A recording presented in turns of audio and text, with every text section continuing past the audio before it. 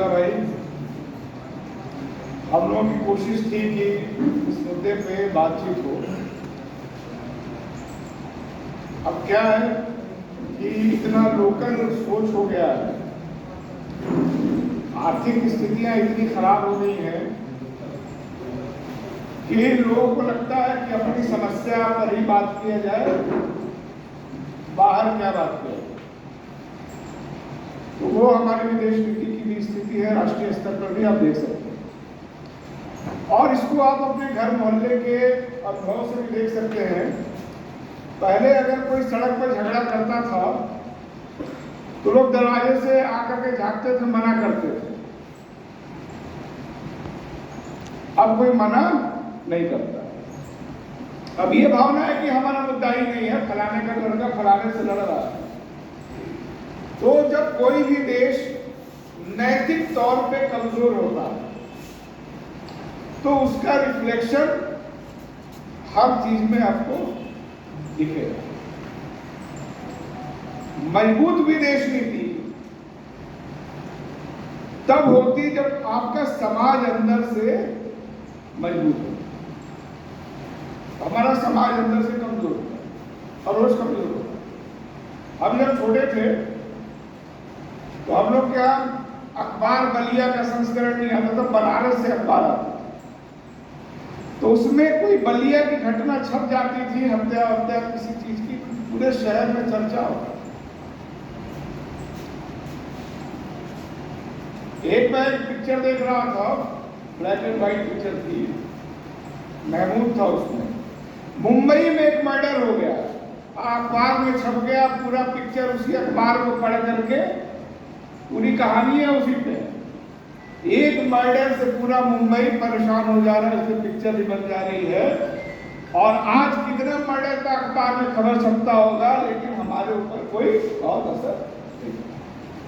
तो धीरे धीरे जो समाज पतनशील होता है उसके व्यवहार में, बातचीत में ये सब चीजें रिफ्लेक्ट होंगी।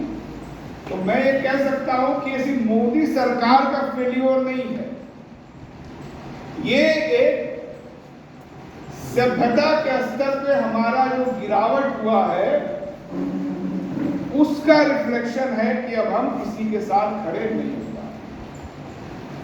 जैसे मेरे एक मित्र हैं, यदि उनसे बात हो रही थी तो उन्होंने कहा कि गांधी सिविलाइजेशनल थिंकर थे,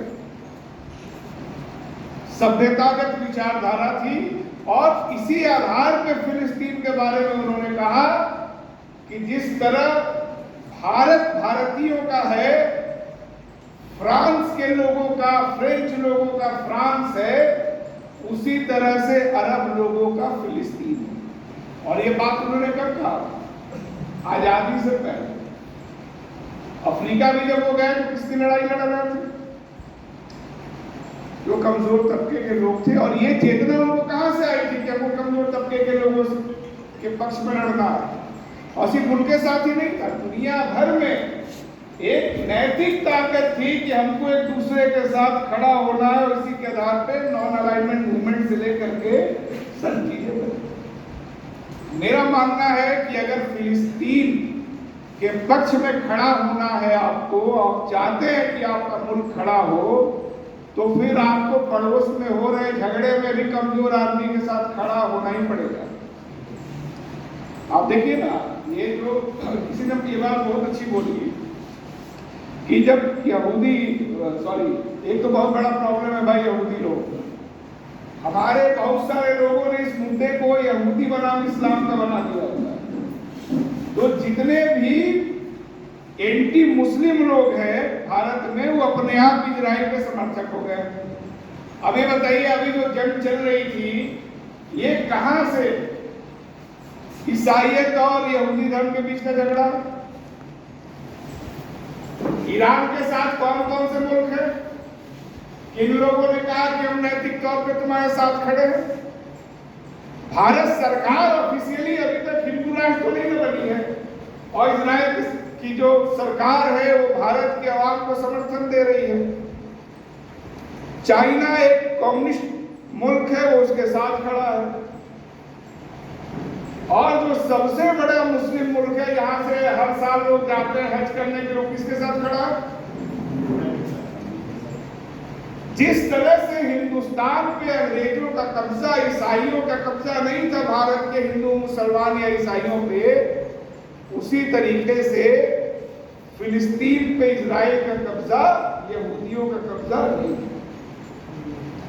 और हम में से बहुत सारे लोगों ने ये अपने आंखों के सामने देखा है कि किस तरीके से अगंभीर लोग तो नहीं कहेंगे, सब प्रायोजित होंगे, जिन्होंने इस पूरे बहस को यहूदी बनाम इस्लाम में तब्दील किया। जिसको जो नया नया हिंदू बना है 14 के बाद, उसको लग रहा अच्छा इजराइल जो है ईरान के खिलाफ है, ईरान मुसलमानों का देश है, तो हमारा देश कौन हुआ? हमको किसका समर्थन करना चाहिए? इजराइल। अब इजराइल इसका फायदा उठा करके भारत से कहता है मजदूर भेजो। इस पे हम लोग गए थे, हमारे अध्यक्ष जी के हम लोग गाँव गए थे इनके साथ, और अधिकतर सब बलिया के हैं जो आके बाराबंकी में बसे हुए मौसम भाई के जिले में, सब जाके इजराइल में काम कर। और जब ये टेंडर आया था अखबारों में, उस पर स्पेसिफिक ये शब्द का जिक्र था, और पूरे भारत में 2 राज्यों ने भेजा था लेबर काम करने के लिए, हरियाणा और उत्तर प्रदेश।